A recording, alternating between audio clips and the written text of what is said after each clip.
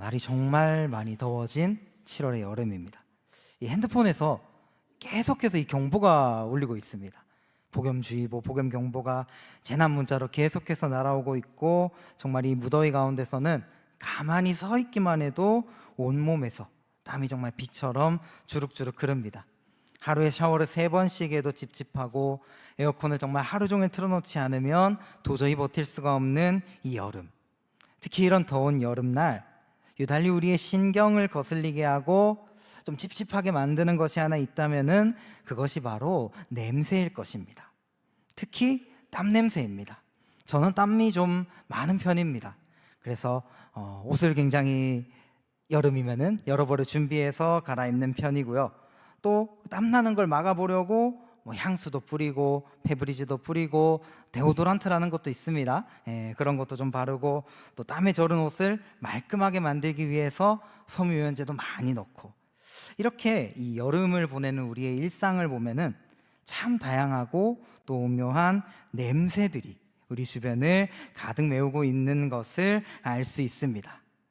특별히 저의 여름에는 거기에 하나의 냄새가 더해집니다. 그 냄새의 주인공을 먼저 여러분들께 소개시켜 드리려고 합니다. 사진 한번 띄워주시겠어요? 저희 그 본가에서 키우는 강아지입니다.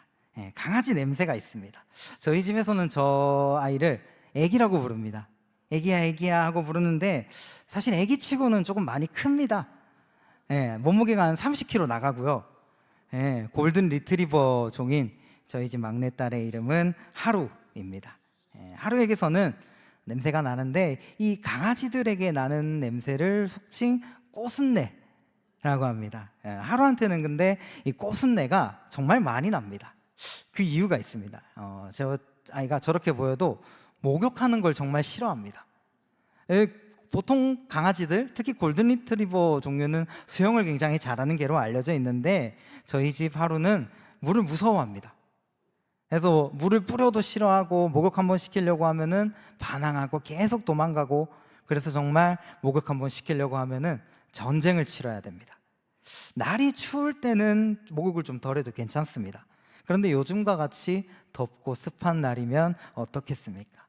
꽃순내를 넘어서 구린내가 납니다. 그래서 지난주에 나를 잡고 온 가족이 달려들어서 하루를 붙들고, 못 도망가게 붙들고, 제가 그 큰 다라이가 있습니다, 목욕을 하는. 거기에 그냥 하루를 안고 들어가서 저도 쫄딱 젖어가면서 그렇게 목욕을 시켰습니다. 그래도 씻겨놓고 또 빗겨놓으니까 확실히 때깔이 좀 곱습니다. 샴푸도 좋은 거를 써서 냄새도 좋고 산뜻합니다. 그런데 이렇게 하루를 목욕을 시키고 나니까 생각지도 못한 뜻밖의 일이 하나 일어났습니다. 하루가 사람을 정말 좋아하는 강아지입니다. 특히 어떤 분들이 제일 좋아하냐? 택배를 몰고 오는 이 택배 트럭, 그리고 택배 트럭에서 내리는 택배 기사님들을 정말 좋아합니다. 그래서 저희 집에 오시는 기사님들이 하루랑 친합니다. 간식을 주고 가시는 분도 있고, 오며 가며 쓰다듬어 주시고 잠시 놀아주고 가시고, 그런 분들도 있는데, 딱 한 분, 강아지를 별로 안 좋아하시는지 하루 근처에도 안 가시는 분이 한 분 있었습니다. 그런데 이분이 갑자기 택배를 받으러 나온 저한테 강아지 냄새가 굉장히 좋다면서 말을 거시는 것이 아니겠습니까? 그래서 이제 며칠 전에 안 그래도 목욕을 했다, 냄새가 좋을 것이다 라고 하면서 기사님과 잠시 이야기를 나눠보니, 기사님이 어릴 적 이 목줄을 풀린 개한테 물린 적이 있으시다고 합니다. 그래서 개를 좀 무서워하고, 특히 저렇게 덩치 큰 강아지들을 별로 좋아하시지 않는데, 하루한테서 좋은 냄새가 나길래 이렇게 쓰다듬어도 보고, 또 좀 놀아보니까 개가 참 순하고 이쁘더라, 그렇게 말씀하시고 또 가시면서 하루한테 인사도 하시고 그랬던 일이 있습니다. 그런데 이렇게 택배를 받으러 나와서 또 기사님과 잠시 이야기를 나누기 전, 제가 무엇을 하고 있었냐면은 이 오늘 오후 예배 설교에 본문 말씀을 정하지 못해서 혼자 방 안에서 끙끙거리고 있었습니다. 그런데 택배 기사님과 이야기를 나누고 또 택배를 받아들고 돌아가면서 저희 있는 하루를 끌어안고 냄새를 킁킁 맡으면서 그렇게 들어가다 보니까 문득 제 머릿속에서 이 냄새와 관련된, 또 향기와 관련된 성경 말씀 한 구절이 떠올랐습니다. 그게 바로 오늘 우리가 함께 읽은 고린도후서 본문 말씀의 15절 말씀이었습니다. 우리는 구원받는 자들에게나 망하는 자들에게나 하나님 앞에서 그리스도의 향기니. 네, 강아지 사진 이제 치워주셔도 괜찮을 것 같습니다. 네, 저희 집 강아지에서 난 좋은 향기, 목욕을 마치고 난 저희 집 강아지의 좋은 향기가 개를 무서워하셨던 이 택배 기사님의 마음을 바꿔 놓았던 것처럼, 향기라는 것은 안 좋았던 순간을 지워버리고 이미지를 바꿔놓을 정도로 강한 힘을 가지고 있습니다. 그리고 반대의 경우도 분명히 있습니다. 여름철에 이런 날에 실온에 음식을 두면 어떻습니까? 금방 상합니다. 처음에는 분명히 맛있게 먹었던 음식입니다. 그런데 보관을 잘못하면 금방 쉬어버리고 냄새도 납니다. 그렇게 냄새가 나는 그 음식, 처음과 같이 맛있게 느껴지겠습니까?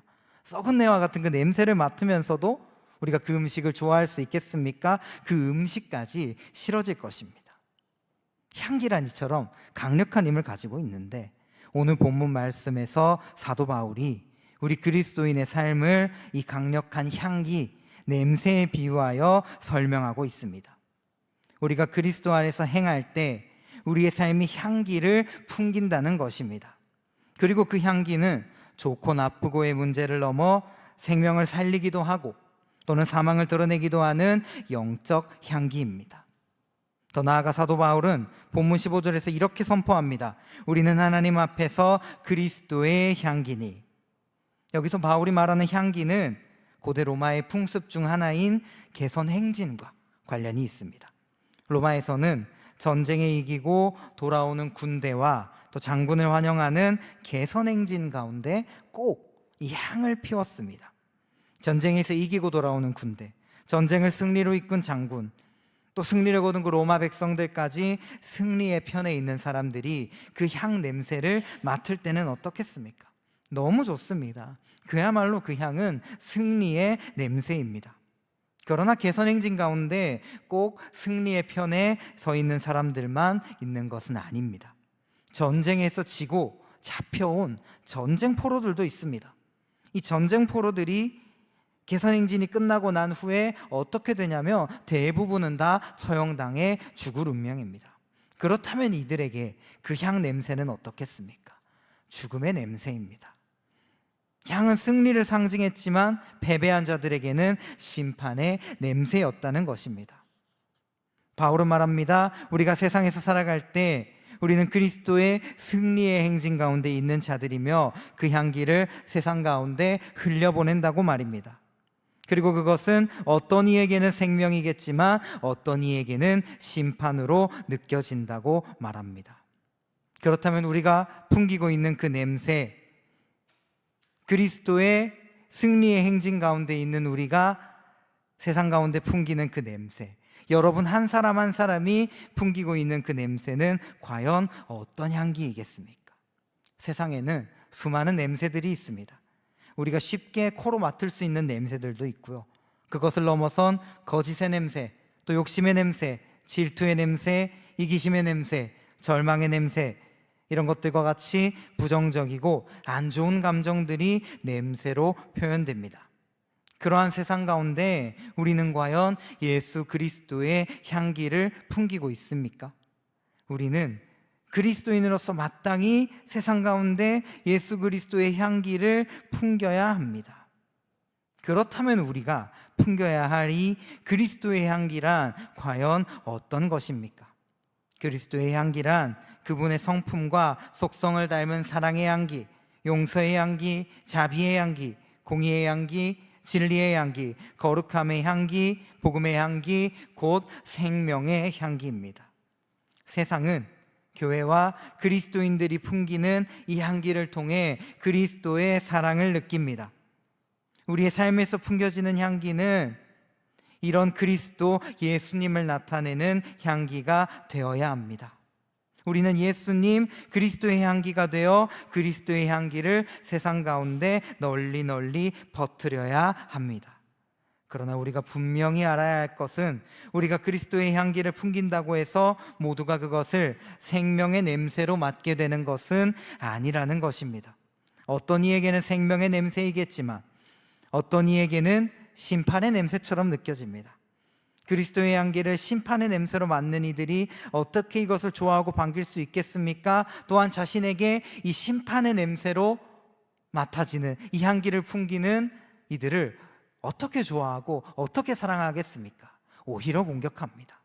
하지만 바울은 말합니다. 그럼에도 불구하고 우리는 수많은 사람들처럼 하나님의 말씀을 혼잡하게 하지 아니하고 곧 순전함으로 하나님께 받은 것 같이 하나님 앞에서와 그리스도 안에서 전해야 한다고 말입니다.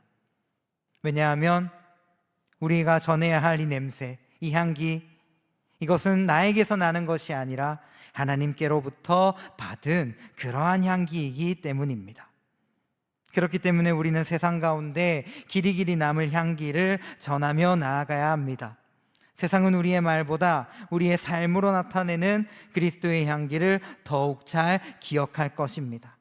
여러분이 삶에서 어떠한 향기를 풍기느냐에 따라 그리스도의 사랑이 세상 가운데 잘 전해질 수도 또는 그렇지 못할 수도 있습니다.